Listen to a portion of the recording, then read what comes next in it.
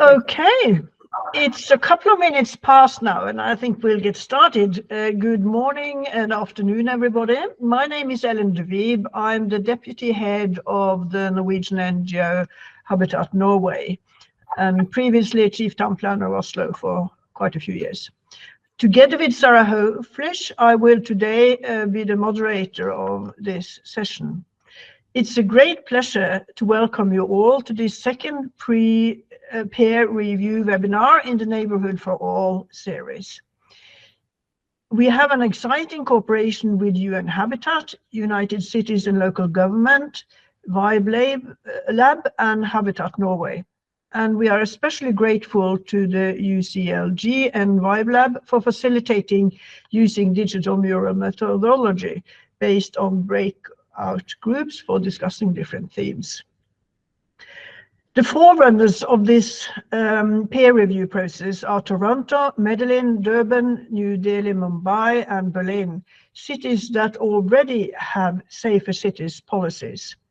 The aim of our discussion is to collect and share knowledge of what policies work and which challenges we are facing ahead. And it should enable us to have mutual learning as well as developing integrated solutions requested in the UN SDGs and the new urban agenda. The essence of cities is about people's exchange of transport modes, goods, knowledge, ideas, and love. And the Danish sociologist Jon Pløger talks about 4 fundamental elements of communication in urban spaces. Very often it's about somebody to confide in. It's also about informal community in everyday life. The aesthetics of experiencing, seeing and being seen, and also about temporary, unplanned communal experiences. These are basic needs that we all have. As pointed out by Narges Mohammadi, that last week was appointed Nobel Peace Prize laureate from Iran. You may have gathered that. Safety is a key concept to create good living conditions. The Argentine professor at the University of Córdoba, Ana Falu, has stated that public spaces that are safe for women are safe for all human beings. And feminist research has shown the need for safe cities of diversity, being it for elderly people, women, youngsters, different ethnic or gender groups. We need safety for the freedom to explore life according to our needs.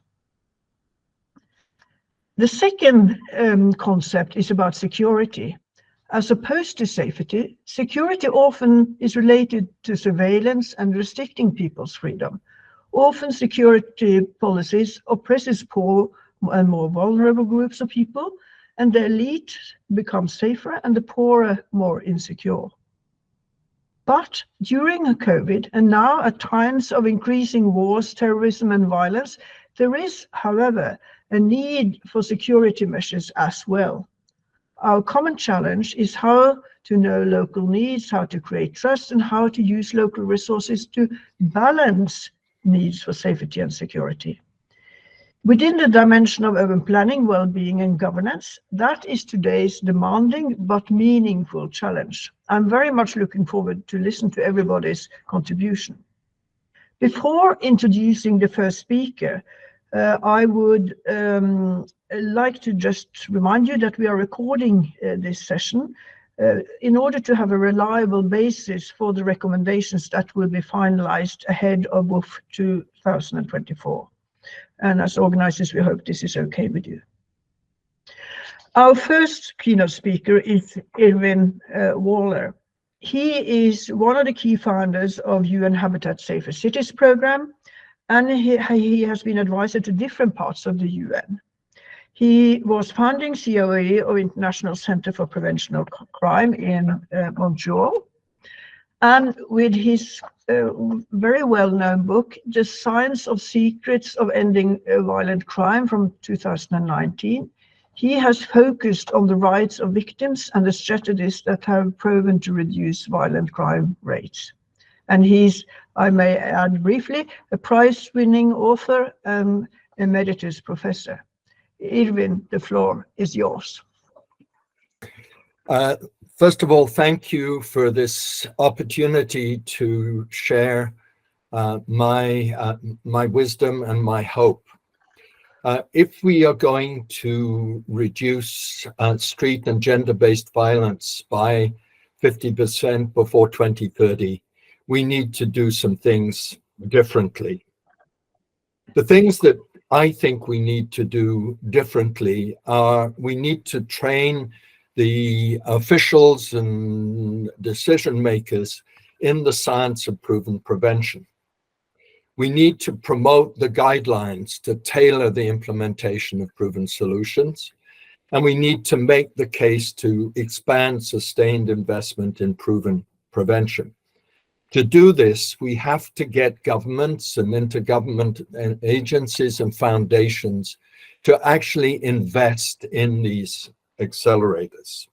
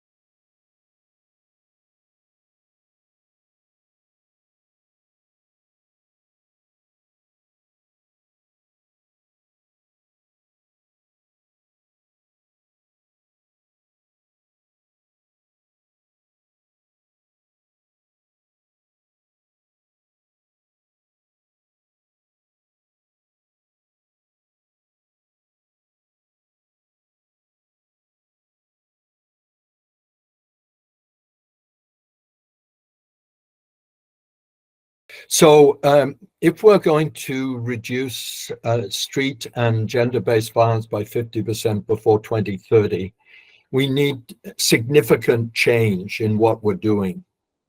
And the significant change is basically building on the movement for safer cities by getting the science of what has been proven to prevent violence. Yes, I'd hold it there.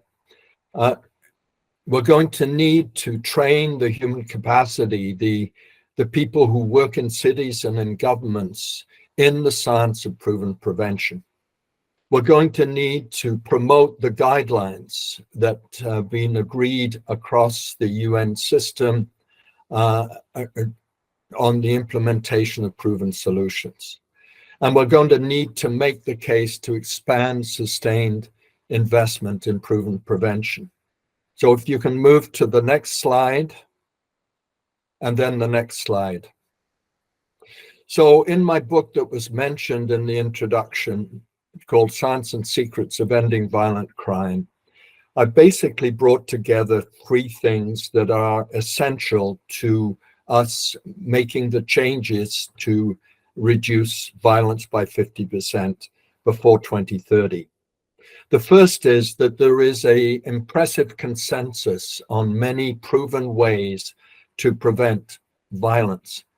That consensus comes from a range of prestigious sources like the World Health Organization, like the US Department of Justice and others. And what those sources have done is bring together the results of random controlled trials. And in my work, I've also added to that the recommendations from commissions. This is all very good news. There are a number of actions that have been proven to reduce violence by 50% within 3 years.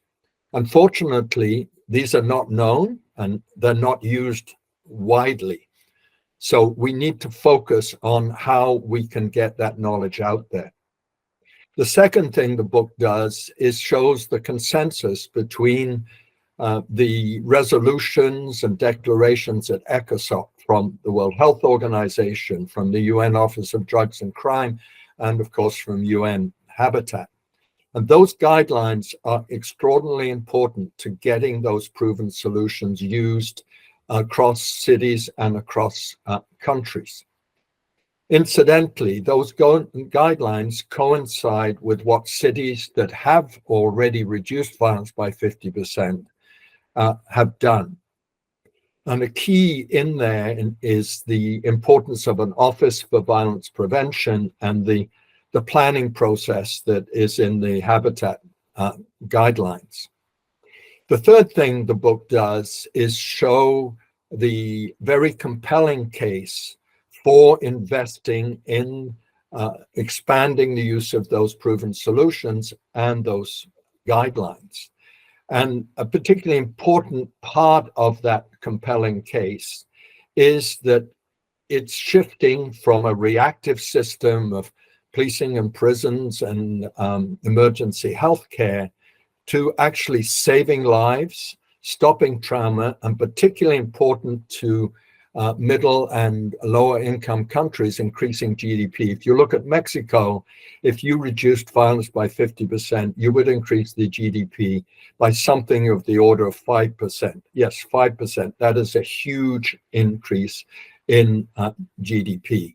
But also, if we are going to get the expanded use of proven solutions, we have to start using the tools that business does to sell their products. Next slide. So I've presented here 3 safety monitor tools. This is the first one. And I don't have time to go into detail, but you can go to the book, or you can go to other authors, by the way, who've identified the same proven solutions. For instance, we know that if programs like Cure Violence or the British Youth Inclusion Program, if we outreach to young men, the small proportion of young men in disadvantaged areas who account for much of the offending and the victimization, then we can achieve reductions of 50%. The Youth Inclusion Program in the UK reduced arrests by 60%. So these are big numbers. My favorite way of outreaching to these young men is in hospital emergency rooms, where you have an outreach worker going at a critical stage after a young man has been the victim of a shooting or knifing. There are other programs listed there, programs that change social norms. We also have to avoid the things that have been proven not to work. There is a role for policing, of which I think the most important is actually diverting these offenders from the system.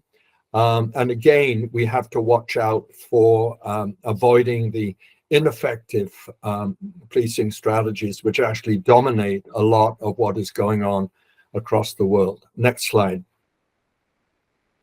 So this is a safety monitor tool that talks about the guidelines. You won't have time to look at it in detail here, but it mentions the importance of an Office for Violence Prevention, of planning, and of preparing proposals for the political level.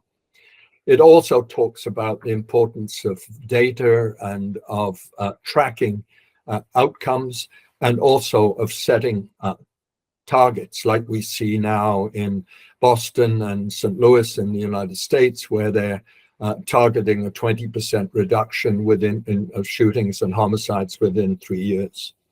The third tool, if you can go to the next slide, is basically about how to, if you like, sell. I'm not ashamed to use the word sell. We need to sell the importance of using proven solutions and the guidelines. And the top of my list is e-marketing. We live in the social media age, and companies persuade us to buy things or to change. Well, if we want to see change in safety across countries and across cities, then we have to use some of those tools. We also have to put the knowledge into briefs. We have to provide technical assistance. We have to have networks like Peace in Our City or UCLG. If I can go to the next slide.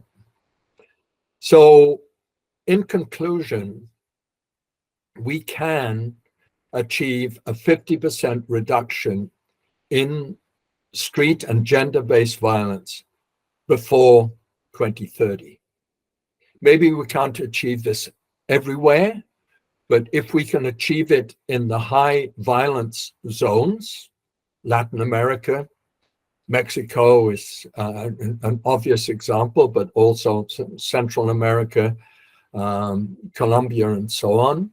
And if we can achieve this in Africa, in major cities in Africa, Durban, Cape Town, and so on, then we will be moving relatively fast before to that 2030 goal.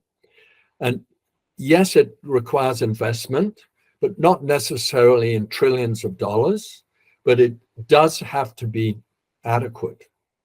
And as I started at the beginning, this means we have to help have the officials working in government and cities who know the proven solutions and who know how to implement them, and particularly how to make the case to the political level. We need to make sure that these guidelines are being used. If you look at the cities that have successfully reduced violence, like Palmyra or Glasgow or Bogota, then they were using elements of what Habitat has been talking about for many years. And the third is that we need to raise awareness of the realities that we can, in fact, reduce street and gender-based violence by 50%, and that these programs are affordable and cost-effective, but they need to be sustained. We have to move away from a project mentality to a universal mentality. The programs don't necessarily need to be in every area of cities. They very clearly need to be in the areas where there is more violence. But when we talk about gender-based violence, that is in homes. And we need to get the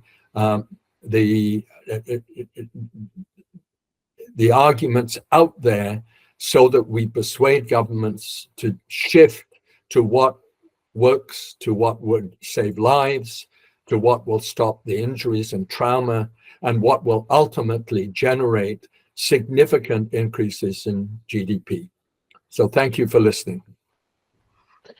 Thank you very much, Irvin, especially underscoring the importance of preventive strategies and digital communication. I think that's most interesting.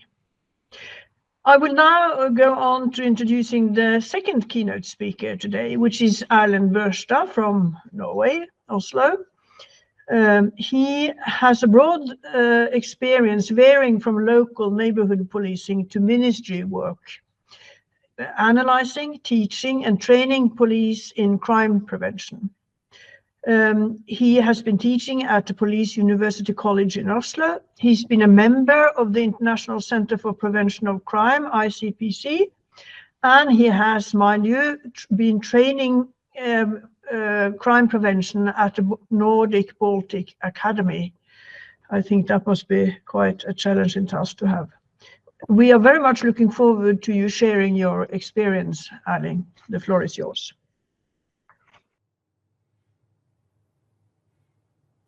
My name is Erling Børstad. I'm a retired police officer after more than 40 years at the police service, most of the time on national level, on the government level at the Ministry of Justice, and some years at the Police University College as a teacher. And I ended my career at the National Police Directorate as Assistant Chief of Police. I also have some international experience with cooperation, especially with the cooperation with the ICPC, the International Center for the Prevention of Crime, which have their headquarters in Montreal, Canada. In this very short presentation, I will give you a very briefly overview of the main strategies on knowledge-based policing, which have been developed over the last 10, 15 years internationally. I will use most of the time to talk about the community policing model and community partnership. There's a philosophy of policing which is based on building partnership with the government, with the local government and the community. It's a model which the police and the community work together, very close together, to identify, to prioritize and solve all the problems that affect the quality of life in the community.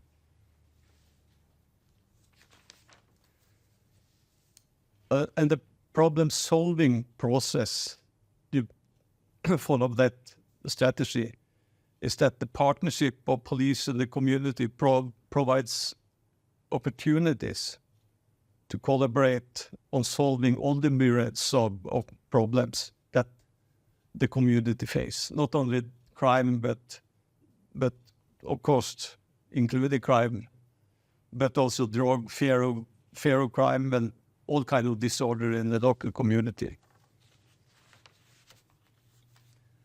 The strategy is one of the main strategies under the umbrella of what you can call knowledge-based policing. Another model is intelligence-led policing, which is more internal for the police to develop intelligence service and to analyze crime, just to find the cause, what caused the crime.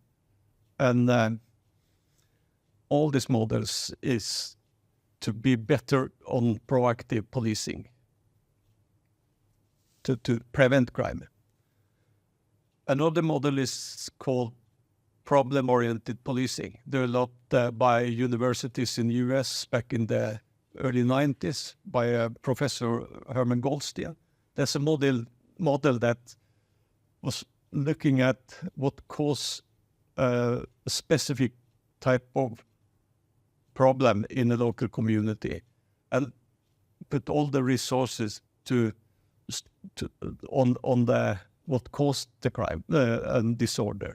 Not try to solve them, not to investigate, but do something with what caused the crime. In all these models, you need 4 special levels of cooperation between the police and the local community, local governments. You need, of course, strategic leadership on top level, both in the police and in the community, cooperate very closely. And you need a model for that partnership. And then you need capacity to do analyze work and intelligence, and have models up to share information between the different agencies both the private, local government, and police service.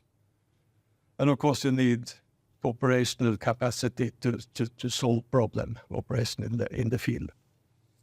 And in the end, always evaluate the message you put in, so you get more information, and so you can do a better job later on.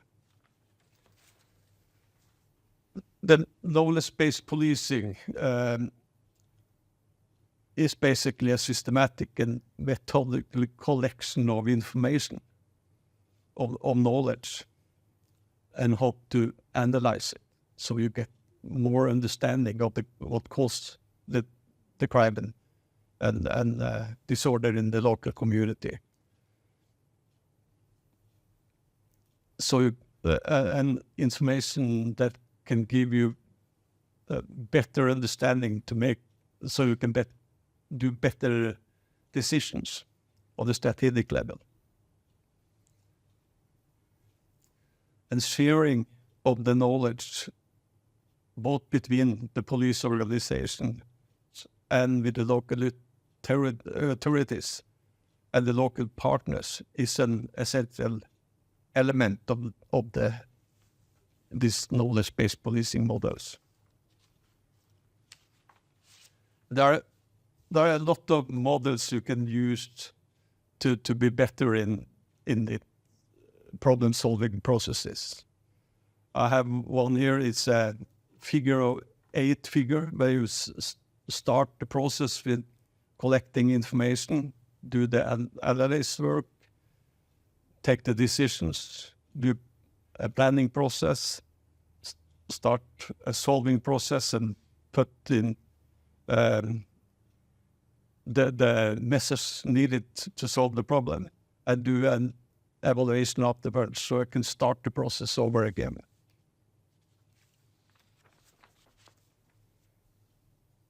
And finally, there is many models you can use. I don't go into detail. But to put this in action, these models, you need to organize it also on the community level. In Norway, we use a model called SLT. To translate it, it will be coordination of local measures.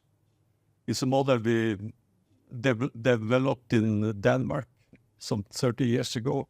They call it SSP, Social, School, and Police Cooperation. This model, which they use in Norway, there is an administrative committee with the leaders both from the police, local police, and the local government.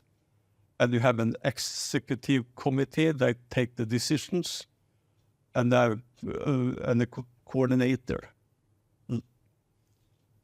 who can put up work planning group and plan solving processes on the different problems you're facing. In Oslo, this model is called SALTO, S-A-L-T-O. It's more developed. They have there is an administrative committee working on the full-time basis to coordinate the local work. So I think this is a very short overview of some of the most basic models in knowledge-based policing. Thank you for your attention. Okay, Ellen, maybe I take over. I think you have a operational problem. So first of all, thank you, Irvin, for your really interesting and very important input. And so as well, of course, the note of Erling Borstad was also very, very insightful. Because we can see that there is a long way to go, but there is also a way gone which we can build on. And of course, both inputs we have with the keynotes we have received bring up the importance of working safety and violence prevention in a more integrative manner, and at the same time really strategic, as it was shown by the police. So I shortly introduce myself. I'm Sarah Höflich. I'm Director for Learning in United Cities and Local Governments. Maybe some of you remember me in the last, in our last meeting. I shortly showed how we work in UCLG learning in particular. So United Cities and Local Governments, we of course the largest network for cities. We are really very happy and honored to be here with UN Habitat, Vibe Lab and Habitat Norway, because we see this topic of safety and inclusive cities is increasingly important. And of course, it's very much to our heart to not only show what local governments are doing, but also, as Irving said, how to sell that more actors engage in the work that is to do. So that's why we talked with Shuma and Lutz and Eric and all the organizers for some days now to prepare a methodology that helps us to sell, as Irving said, because when we think about that, it is important to spread the good practices. It is important to improve the relation to police, to communities, to work with young men. I think all that points are very sounding to us, but we need to see how we can make sure that really many people engage in safer cities. And one possibility is that they recognize that the problems they have are not the only ones. They are not the only ones who suffer.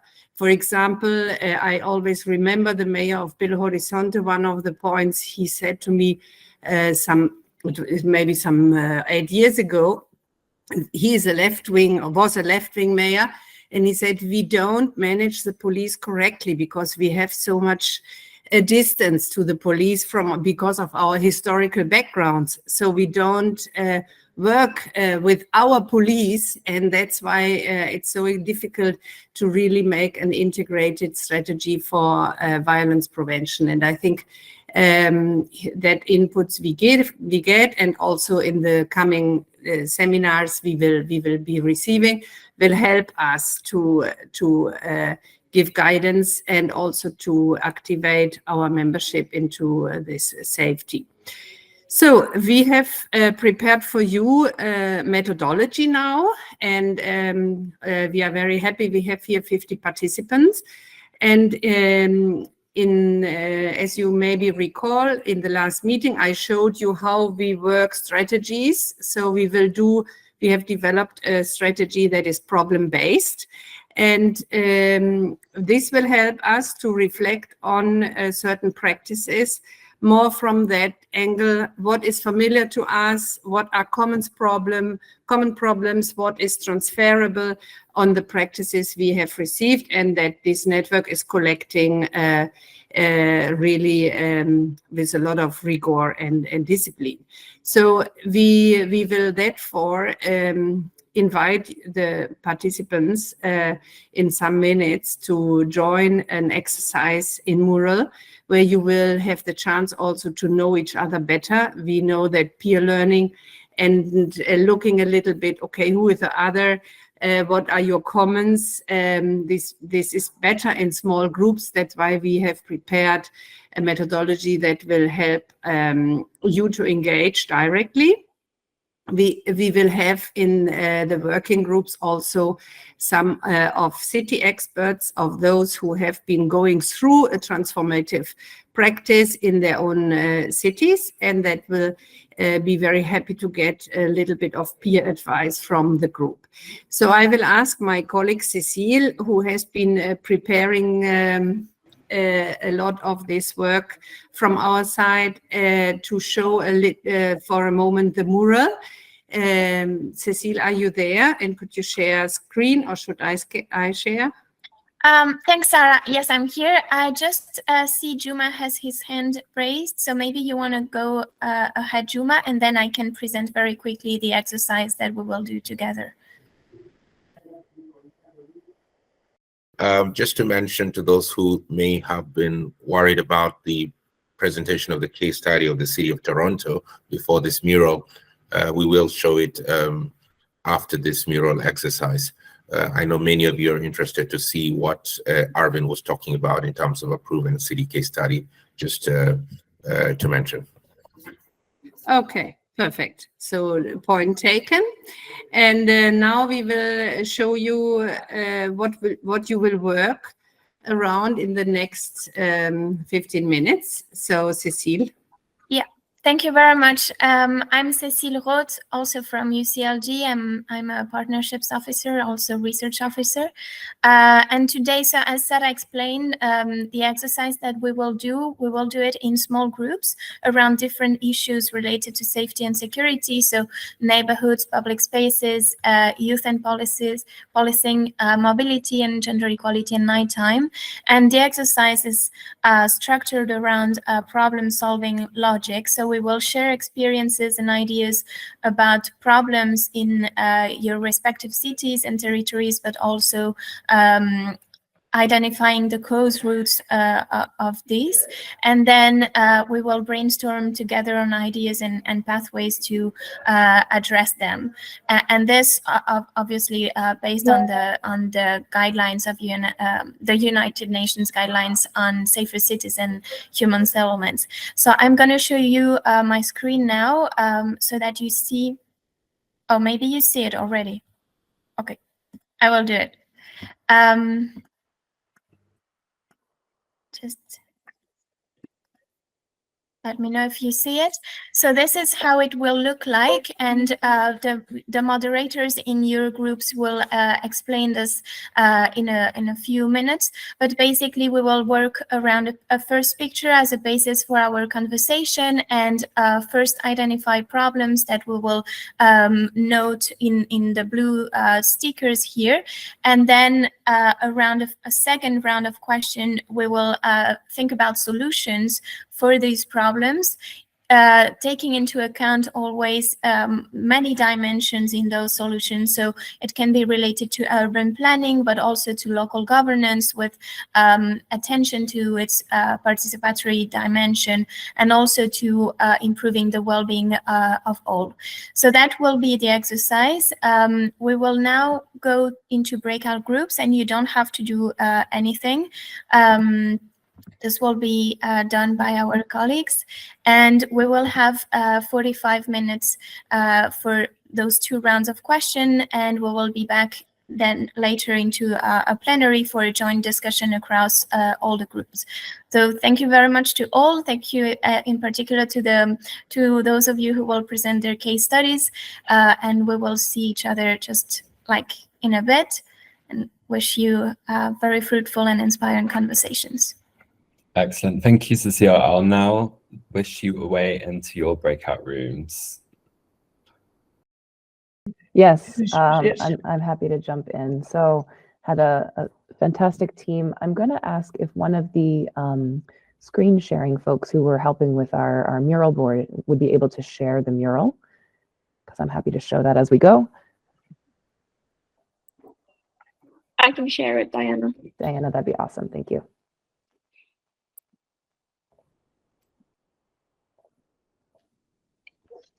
All right, I'll stand by. Fantastic.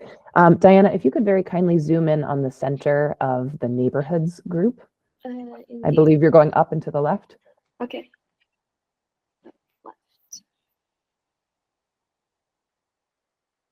There we go. Yes, if you can zoom in far on the photo. Our provocation and our case study was really focused on both this image as an inspiration point and our case from Medellin, looking at the question of how inequality, which you can see very clearly as the spatial segregation, a very disparate access to resources here, can also lead to a sense of potentially resentment, of an inability to access economic opportunity for those on one side of the photo very differently from those on the other side. We also did talk about potentially also imagining gifts, resources, or assets that might exist for folks, a sense of potentially social cohesion greater on one side because of a different relationship to public space and public shared life in a different way than a more privatized one. Beginning to then think about what might be, so as we're thinking about this root of inequality with certainly social and economic and political causes, and certainly also systemic racism often playing a role, we talked, as we started to think about a solution, and Diana, if you wouldn't mind zooming out briefly here, focusing primarily on aspects of economic inclusion and empowerment, ensuring that folks have a similar level of access to economic opportunity, to education as a tool. And I really appreciate that folks in this group were bringing up also the need to recognize our own privilege, that, you know, many things went right for us to be able to sit and take part in this call, to be online, to be in these social and professional spaces. And so to really emphasize programs that enable that as much as possible for all across the city. And recognizing also the need for other aspects like participatory arts or sports or integrated approaches to thinking about human dynamism, but with economic empowerment and thinking very systemically at the base of it, no matter what. I want to shout out specifically a couple of cases raised from Philadelphia at the top of our graphic here, the Taking Care of Business program, bringing up another case study from thinking about a park in Palmyra, creating a sense of ownership, even when budgets might not be large. And so I'll emphasize this bottom line simply of working in an integrated way that places economic inclusion at the center. And I wanted to give 30 seconds, if I may, to my group members in case they want to raise anything else. Okay, any other additional comments? Good. We go to the next group, but please, all the group members, also what we will build now is a little bit what is common, what have we found. Your exercise is very, very rich. You are the group with most brainstorming ideas, at least visually. But now we go to the public space group. Alejandra, I think it's you presenting in the next 3 minutes. Yes. Okay. Thank you. Vendula? Yeah. We have our... Oh, perfect. Thank you very much. Yeah, so we have a very interesting conversation about this photo that spoke about issues related to challenges in public spaces. We identified, issues about overcrowding space. It seemed that there was a lack of kind of active participation of women in this space. There was a sense of lack of aesthetics, and also, it seemed that it was a space that was not safe, maybe for young people also to visit. So when we try to kind of identify what potential causes of those problems, we number kind of the lack of investment, the lack of planning, taking into account like a gender perspective, just to create as well the inability to create kind of differentiated spaces. And there was the concept thrown there by Ellen of like spaces that would be good for shielding or for sheltering, and for different groups to be able to feel that they can move safely around the city. So those were kind of potential causes, root causes of those problems identified. And then we have like a really enriching and enlightening conversation about the case of Durban. And then we just wanted to kind of, we were inspired by the way the case just illustrated how this process of identifying a key problem or the key problems in the case of Durban was homelessness, led to also identify what kind of resources they had available at their disposal to deal with that problem of homelessness. So, for example, trying to tap on the resources that universities and researchers could provide into trying to understand what were the causes of this homelessness in the city, and then they went into implement very interesting kind of strategies, raising awareness of how a better use of public space, but also opening opportunities for people to who are in a vulnerable situation and then end up in the streets to have a safer kind of place to sleep, but also opportunities to contribute to the city. So through the exercise, by listening to the Durban case, we could see how this logic model could be applied, identifying the problem, identifying what resources we could have to better understand that problem, then thinking about potential strategies that work in that context, and then also using indicators, which is also a very important point that was highlighted in our group discussion, is when we think about solutions, very important to identify what we want to achieve. So what are the indicators that we want to keep in our mind for guiding those solutions, so in order to improve safety. So that was very, very important in our conversation. I don't know if anybody else from my group want to maybe highlight something. I mean, we coming back to our case, we said obviously it was important to improve investment in addressing the problems identified in our case, in our fictional photo case. But let me give the chance, if we have some few minutes, for other members of my group if they want to raise something that I might have missed. I think we actually have to proceed, don't we, Sarah, if we're going to stick to the schedule. So, yeah, thank you very much. I think it was very clear. And actually, public space is, of course, a cross-cutter also to the next group, which is dealing with use and policing. So, Juma, would you like to present your findings, the findings of your group? Yes, indeed. Just like the previous presenters on neighborhoods and public spaces, we focus on the problem analysis and also the type of pathways that cities are looking at, and with a particular focus on the city of Toronto. So using this particular photo, we use graffiti as our entry point into the conversation to look at the various social ills that we find in cities today, the problematics of how young people are understood, and perhaps and how young people are engaged in this prevention approaches. The emphasis was also for us to understand that young people need to know their rights. Young people need to be engaged right from the design of programs that seek to prevent youth crime in the first place. And we also need to engage in positive traits such as arts and culture that enable young people to better express themselves in the face of crime and violence. Graffiti was understood, for example, as one of the expressions of frustration that young people have excluded from the way they access the benefits of city life. We had presentations and case studies also from Bogota, briefly from New Delhi, but that wasn't really complete, and also New Orleans. So I think based in a nutshell, I think what we see in this presentation is also a question of how young people and policing relationships are shaped, rather than a question of how to change young people.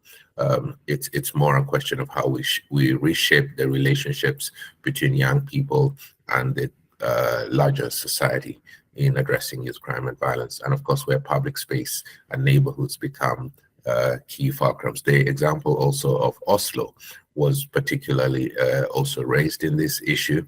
I think Oslo came with also the perspective of public spaces, and that becomes an asset and a resource in terms of how we reshape the positive traits of young people in our cities and neighborhoods. If there's anyone beyond these 3 minutes that needs to clarify anything further, please feel free to do so. Okay, I hope there was no point forgotten. I also was joining this group. It's very interesting because, of course, graffiti is, I think, general, the perception of expression is now much more present than the perception of vandalism, which was maybe some decades ago concerning graffiti and expression. So really, I think the point working with youth, for youth, is a highlight conclusion here. And we will go to the next group. And in particular, I've seen in the mural that this group has made very well the use of the time, because you were also clustering your proposals into well-being, local governance, and urban planning. So maybe, Cecile, can you present what were the points discussed and the solutions? Thank you, Sarah. I will hand it over to Sonal from Delhi, who will be our rapporteur for the group on mobility and gender equality. Perfect. So before I start, just want to thank all our group members, our facilitators, Cecile and Julia, and Ankita from Safety Pin for sharing some of their work. So what were the key issues that we identified? We drew from both cities of Montreal and from Delhi and used the image over here as an inspiration. Could we zoom out a bit on the issues so I can cover them? We focused a fair bit on public transport and the issues faced in the full journey, starting from first and last mile connectivity and getting safely to and from home or your origin and destination. Also studies showing that women are more dependent on public transport, and how public transport services may often be planned without lack of participation and without considering the needs of different communities. So for example, location of bus stops, etc. A bigger issue that we also discussed was the fragmentation of urban mobility across different departments. So sometimes interventions are not coordinated. We also spoke about Montreal and the experience of how street harassment often starts from an early age, and therefore an intersectional analysis across age, across genders and abilities were highlighted in that process. A key aspect also emerged around safety emerging from service gaps in public transport. So as you can see that we clustered our recommendations across local governance, well-being, and urban planning. So maybe I'll start with local governance. Can we go down to local governance? Bottom right. So at one level, yes. So at one level, we spoke about user-centric approaches, and at a higher level, looking at increased participation of women. I think this,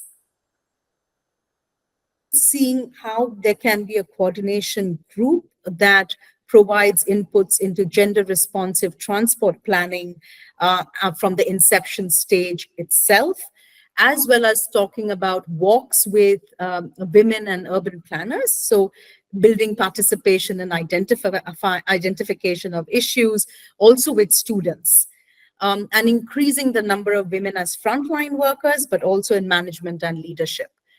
Maybe go up to urban planning. Yeah, and here we spoke about, again, the broader role about participation in forming, for example, the location of public transport services and infrastructure like bus stops, and needing data on women's mobility. And I think looking at intersectional groups, so different groups of women, but also gender minorities. And we spoke about a gender responsive street design, which focuses on how we can have safer cities with safer streets. Maybe come to well-being. So in well-being, we spoke a lot about universal accessibility, whole of journey approach, but also looking at campaigns to demystify street harassment and also involve bystanders, in intervening, safely. I think there were some examples of Montreal where we discussed, I think Montreal and Barcelona, that spoke about the request to stop service. that is being implemented, and also using technology to gather and fill the data gaps on gendered mobility. If there, I mean, I would love to invite my group members to add anything that I may have missed. Thank you. I think that is excellent, isn't it?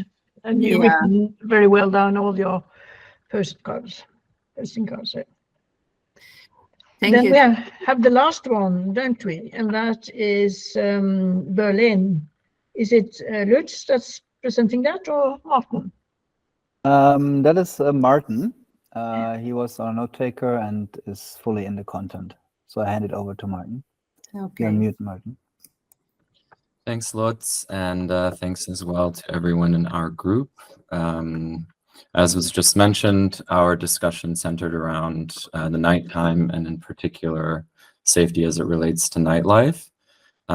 We spoke about the example of the Awareness Academy in Berlin, and while speaking about this example, we brainstormed how this can be improved, expanded, and how it can be taken and applied across global contexts.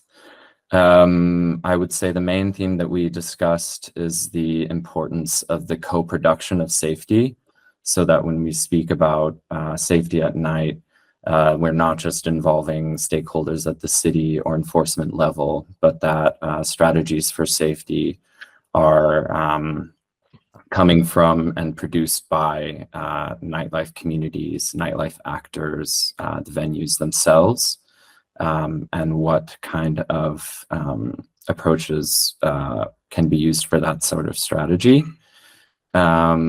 So we spoke, of course, about the importance, why it's important to involve these communities, and that is really just to make sure that all things safety related are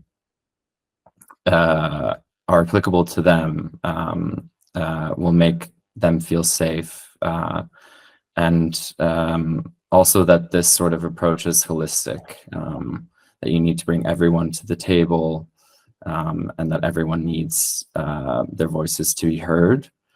With this kind of approach, we also spoke about how it can be measured, how it can be evaluated, and how there should be a constant effort to gather feedback from the field, from nightlife goers, but also from venues and other stakeholders. We also spoke about the concept that, you know, safety when it comes to nightlife is not just about safety at the venue itself. Safety in nightlife starts from when a person leaves their home and ends when they get home, and how to ensure safety along that journey.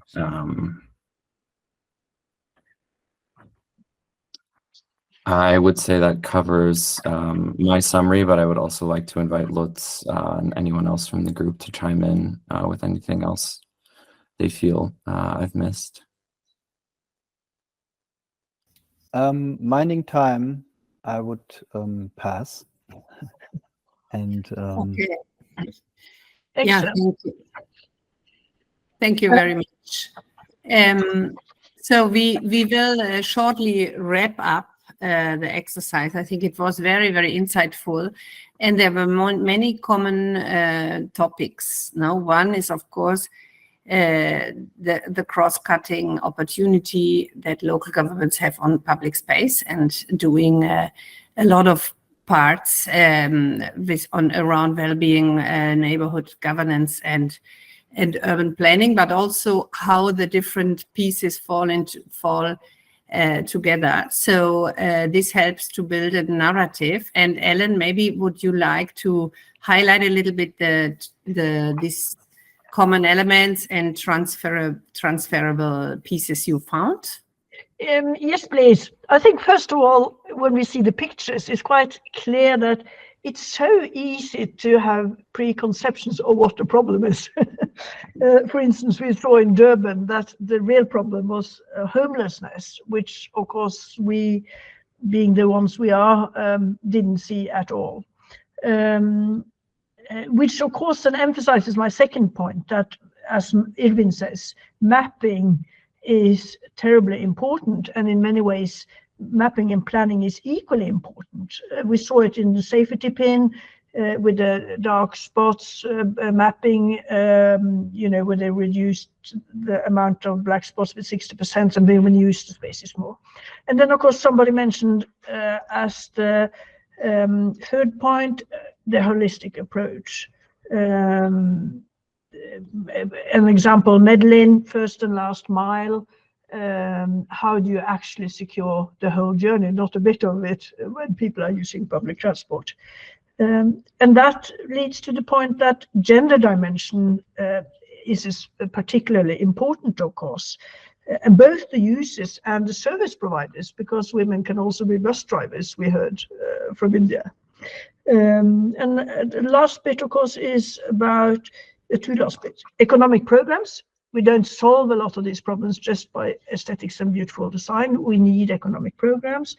And finally, we need to consider 24/7 dimension all through the day and the night, because the city functions all through the day and the night. I think that was my main points.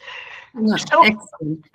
so we then thank everybody before we give the word to Yuma Azarashu, because we are not done yet, are we? This is the sort of first major step, and then we are going ahead further. Yuma, would you like to talk a bit about the next steps, please? Great, and thank you all for this first webinar session that has, in a very open way, interactive way, tried to bring what we already know as the evidence around which municipal prevention actions are being undertaken. Perhaps what may have come into the minds of each one of you was that there are elements that we take for granted in terms of innovations that municipalities are taking. Loose as the conversations may have been, what we are trying to do is to help cities better document what they do. And in the words of Irvin Waller, scale up more the proven prevention solutions. We already have a critical mass of what cities have done to make changes to the spectrum of crime and violence, but we are not raising much awareness in terms of the documentary evidence of these practices. And so part of the efforts of this peer review process is to help us do this.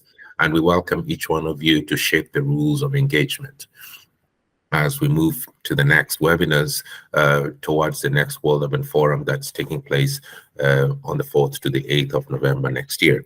We still have a one-year lead in terms of the number of webinars that we will do to be able to more critically engage cities in extracting these proven solutions. The second bit is the question of co-creation. We will certainly also begin to listen more and more to the non-state actors who are working with cities in trying to address this problematic.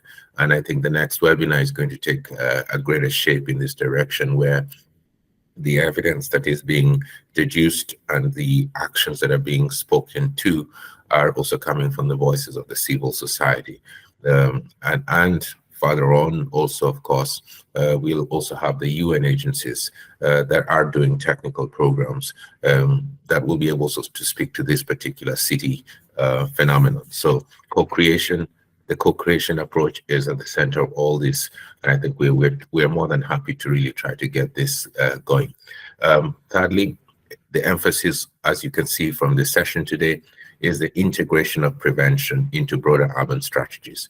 And we have many cases where cities have actually advanced prevention more and more within the urban mobility framework, like some that may not have had the chance to say much today, like the New South Wales in Australia that are already advancing a $30 million Safer City program around safety and transport. And you have others also doing the integration of prevention in public spaces, in housing, in basic services. I think we need to see more and more this kind of spotlight case studies to bring them to the fore. As we advance on this journey, to consolidate these city case studies on scientifically proven programs. I also would like to invite you to share your views about how you may want to shape the next webinar, which will be on the 8th of March, which is the International Women's Day. We have this 3 months lead to enable each one of us to see how best to shape the webinar in a way that a 2-hour spotlight can allow us to extract to the best of our knowledge the proven practices that can actually be scaled up. I'd like to thank each one of you for beginning to shape this platform of peer review and exchange, which is very much in line with what member states are encouraging us to do to accelerate action towards the 2030 Agenda for Sustainable Development. I thank you. Thank you very much, Yuma. We all have to put down the 8th of March as an important date. Sarah, would you like to close off with a comment? No, thank you very much. Some operational issue. It's not only the recording, we also will share the mural, probably work it a little bit more. Thank you very much for coming. I have learned a lot, and I think looking into problem, and as Ellen said, problems are not what we see immediately, but what we look and find behind. And there, of course, the solution evolve. And we have a lot of food for thought. So looking forward to 8th of March. Thanks. And from me, thank you very much. Thank you for lasting these hours. And we look forward to meeting again in March. And do, as Yuma said, propose different ways of shaping the next webinar if you have some good ideas, which I'm sure you have. Thank you very much.